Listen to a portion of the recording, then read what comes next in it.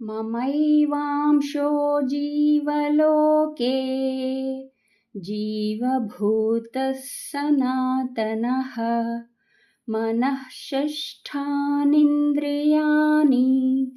ప్రకృతిస్థాని కర్షతి. భావము: సర్వప్రాణుల దేహములలో ఉన్న సనాతనమైన జీవాత్మ నా అంశయే. అది ప్రకృతి యందు స్థితములైన మనస్సును, 5 ఇంద్రియములను శబ్దాది విషయముల ద్వారా తన వైపునకు ఆకర్షించును.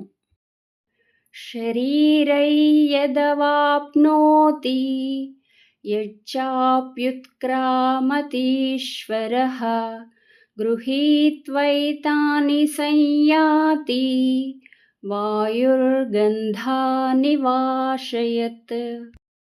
భావము: వాయువు వాసనలను ఒకచోట నుండి మరొక చోటికి తీసుకొని పోయినట్టుగా ప్రాణుల దేహముల యందున్న జీవాత్మ ఒక శరీరమును త్యజించినప్పుడు మనస్సు ఇంద్రియములను గ్రహించి వాటితో కూడా మరొక శరీరమును పొందును, అనగా దానిలో ప్రవేశించును అని శ్రీకృష్ణ భగవానుడు అర్జునుడికి వివరించెను.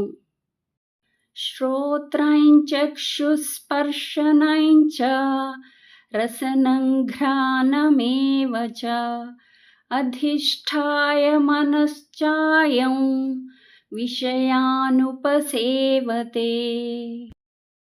భావము: ఈ జీవాత్మ చెవి, కళ్ళు మరియు చర్మము, అలానే నాలుక, నాసిక అను పంచేంద్రియములను మరియు మనస్సును ఆశ్రయించి శబ్దాది విషయములను గ్రహించును అని శ్రీకృష్ణుడు అర్జునుడితో పలికెను.